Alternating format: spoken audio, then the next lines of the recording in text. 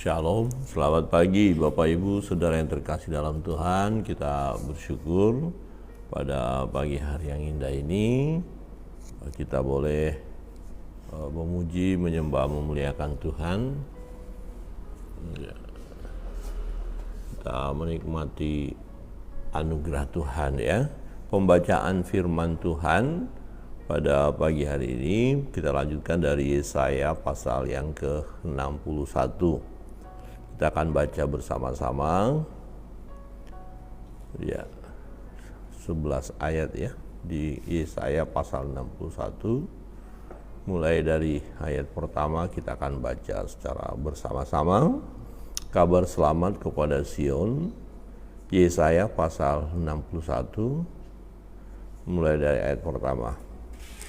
1, 2, 3. Roh Tuhan Allah ada padaku, oleh karena Tuhan telah mengurapi aku, Ia telah mengutus aku untuk menyampaikan kabar baik kepada orang-orang sengsara dan merawat orang-orang yang remuk hati, untuk memberitakan pembebasan kepada orang-orang tawanan dan kepada orang-orang yang terkurung kelepasan dari penjara, untuk memberitakan tahun rahmat Tuhan dan hari pembalasan Allah kita, untuk menghibur semua orang berkabung, untuk mengaruniakan kepada mereka perhiasan kepala ganti abu, minyak untuk pesta ganti kain kabung, nyanyian puji-pujian ganti semangat yang pudar, supaya orang menyebut mereka pohon terbantin kebenaran, tanaman Tuhan untuk memperlihatkan keagungannya.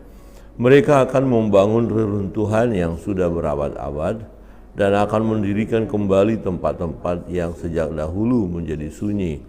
Mereka akan membaharui kota-kota yang runtuh, tempat-tempat yang telah turun-temurun menjadi sunyi. Orang-orang luar akan melayani kamu sebagai gembala kambing dombamu, dan orang-orang asing akan bekerja bagimu sebagai petani dan tukang kebun anggurmu. Tetapi kamu akan disebut imam Tuhan dan akan dinamai pelayan Allah kita. Kamu akan menikmati kekayaan bangsa-bangsa dan akan memegahkan diri dengan segala harta benda mereka. Sebagai ganti bahwa kamu mendapat malu 2 kali lipat, dan sebagai ganti noda dan ludah yang menjadi bagianmu. Kamu akan mendapat warisan 2 kali lipat di negerimu, dan sukacita abadi akan menjadi kepunyaanmu.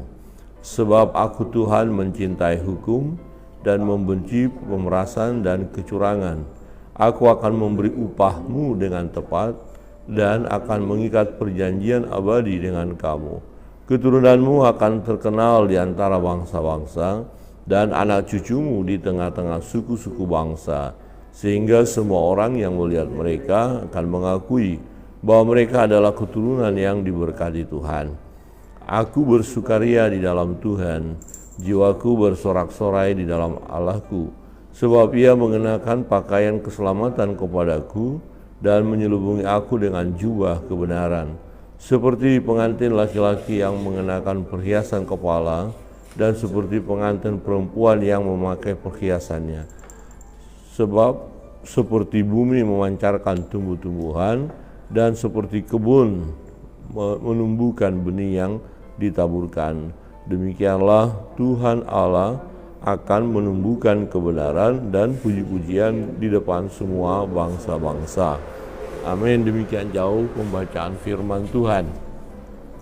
Bapak Ibu Saudara yang terkasih dalam Tuhan, kalau kita melihat ya, Yesaya pasal 61 ini sangat indah sekali ya, luar biasa. Dan di ayat pertama seringkali kita mendengar ini, ayat pertama dan kedua pada saat menjelang Natal ya, seringkali dibacakan. Nah, siapakah sebenarnya yang dimaksud oleh Nabi Yesaya? Nah, dikatakan roh Tuhan Allah ada padaku, oleh karena Tuhan telah mengurapi aku, Ia telah mengutus aku untuk menyampaikan kabar baik kepada orang-orang sengsara dan merawat orang-orang yang remuk hati, untuk memberitakan pembebasan kepada orang-orang tawanan dan kepada orang-orang yang terkurung kelepasan dari penjara, untuk memberitakan tahun rahmat Tuhan dan hari pembalasan Allah kita, untuk menghibur semua orang berkabung. Nah, Bapak Ibu Saudara yang terkasih dalam Tuhan, siapa pribadi yang diurapi oleh Allah ini, ya, dan roh Tuhan Allah itu ada padanya?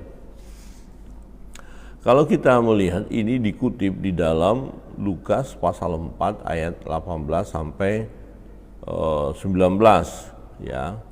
Roh Tuhan ada padaku, oleh sebab itu ia telah mengurapi aku untuk menyampaikan kabar baik kepada orang miskin, dan ia telah mengutus aku untuk memberitakan pembebasan kepada orang-orang tawanan dan penglihatan bagi orang-orang buta, untuk membebaskan orang-orang yang tertindas, untuk memberitakan tahun rahmat Tuhan telah datang. Nah, ini disampaikan oleh Yesus Kristus. Nah, Yesus mengatakan hal ini, ya, dan dikutip jelas kalau kita lihat ayat 17 dalam Lukas pasal 4, kepadanya diberitakan kitab Nabi Yesaya, dan setelah dibukanya ia menemukan nas di mana ada tertulis, ya, itu ya.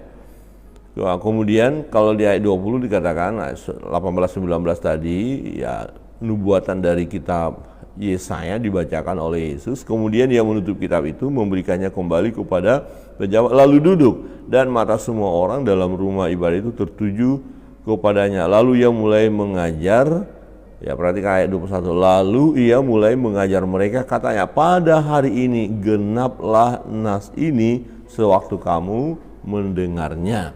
Genaplah nas ini. Nas yang di mana yang dimaksud? Yang disampaikan oleh Nabi Yesaya, ya. Nabi Yesaya pasal 62 tadi menyampaikan, ya, kebenaran ini, menyampaikan bahwa, ya, tahun pembebasan, ya, rahmat Tuhan itu akan datang. Ada yang diutus, ya, Tuhan mengurapinya, ya, dan dia sebagai utusan untuk menyampaikan kabar baik. Kabar baiknya apa?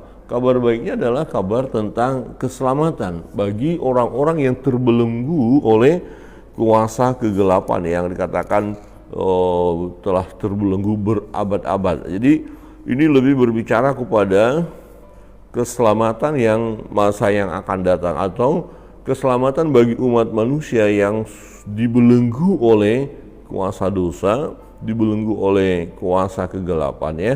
Jadi orang-orang yang tertawan, dikatakan terkurung, ya, bukan berbicara hanya sekedar orang-orang yang, ya, sebagai hukuman perang kemudian dikurung, tidak, tetapi lebih kepada, ya, hal jiwa manusia itu rohani, ya, dan membutuhkan kelepasan, ya, membutuhkan kelepasan.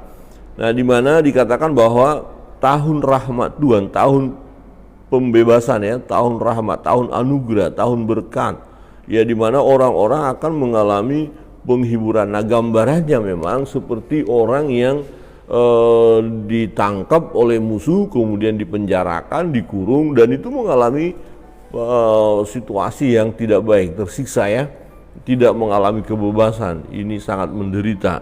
Nah, itu satu gambaran itu juga di keadaan orang yang sudah jatuh ke dalam dosa, dikuasai oleh dosa, dikuasai oleh iblis, dan dia terkurung. Nah, dia membutuhkan pembebasan, dia membutuhkan keselamatan, ya. Nah, siapa yang dapat membebaskan? Nah, berita baiknya adalah yang diurapi oleh Tuhan itu, yang diutus oleh Tuhan itu datang. Nah, siapa dia yang akan membebaskan umat itu, yang membebaskan manusia dari belenggu dosa?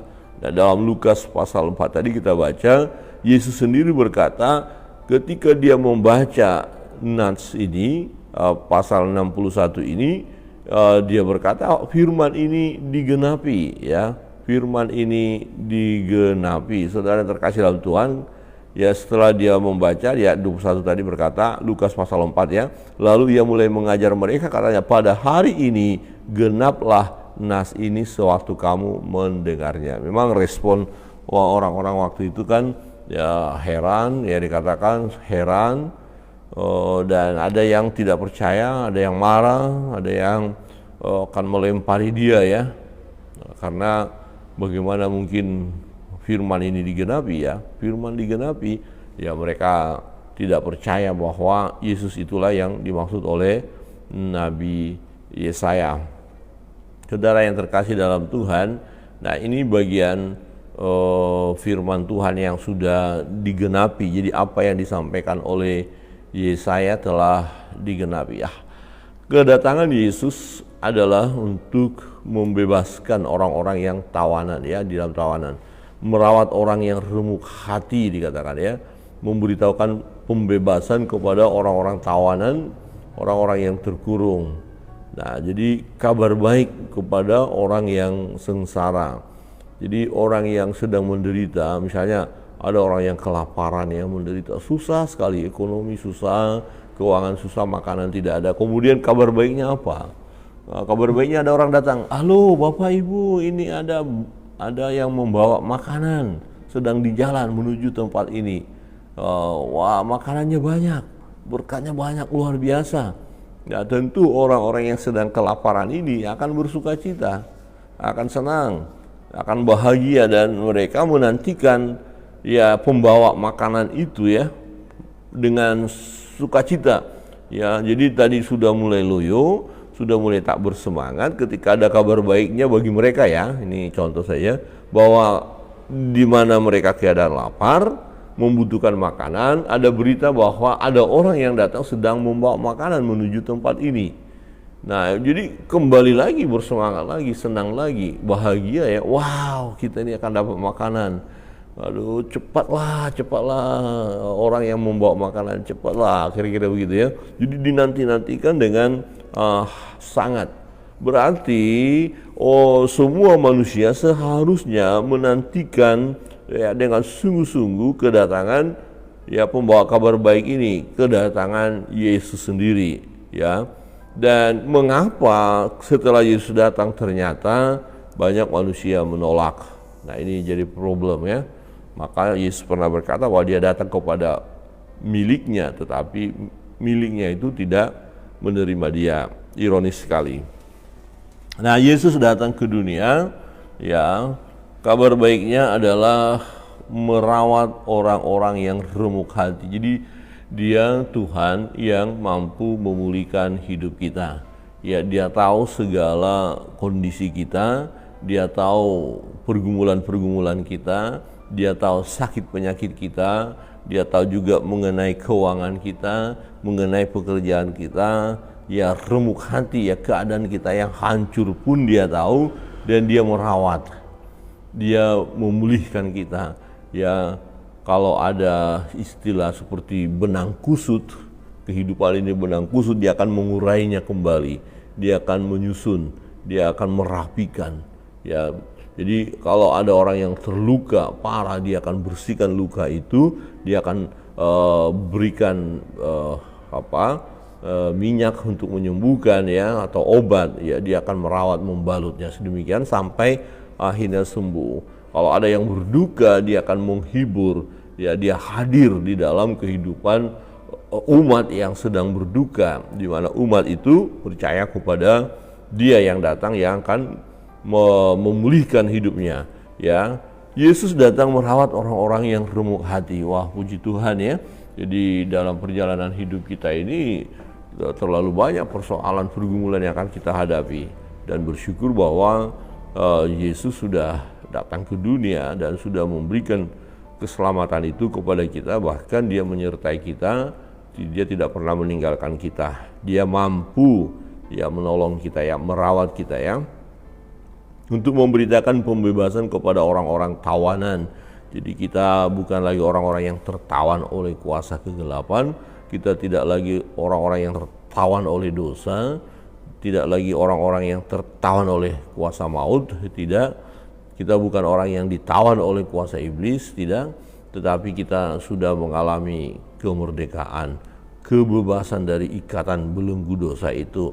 Nah, yang membebaskan adalah dia yang datang itu, yaitu Yesus. Jadi tadi kata saya sudah sampaikan, seperti orang-orang yang terkurung, mengalami siksaan, tekanan, tidak ada kebahagiaan dalam hidupnya, kemudian dilepaskan.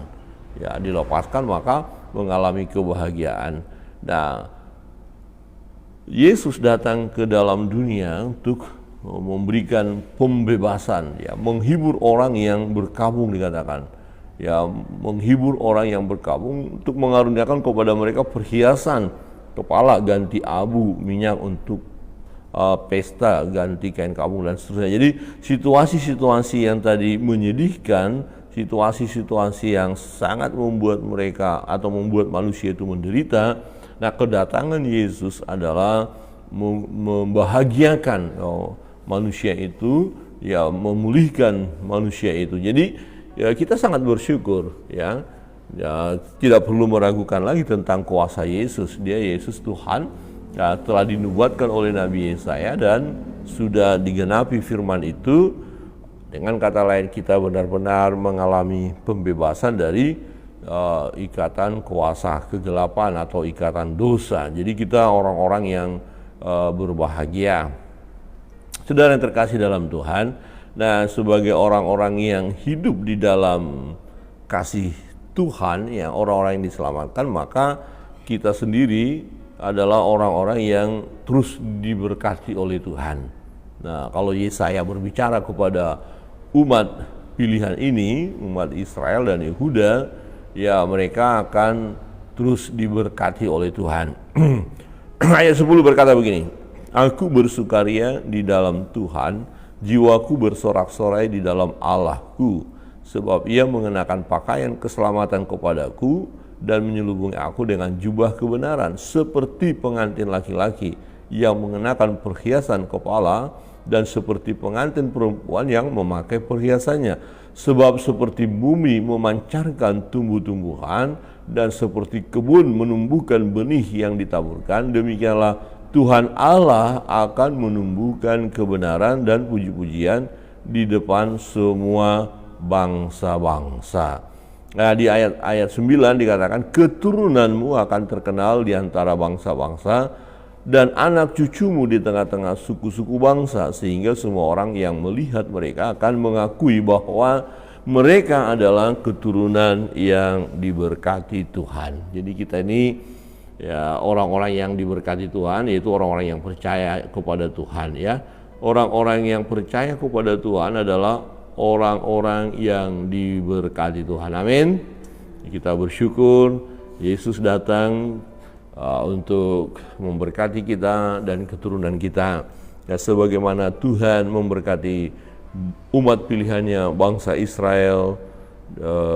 Nanti akan tergenapi ini di dalam akhir zaman, ya, menjelang akhir zaman. Satu tanda adalah bangsa ini akan muncul sebagai bangsa yang akan menjadi berkat bagi bangsa-bangsa lain, ya.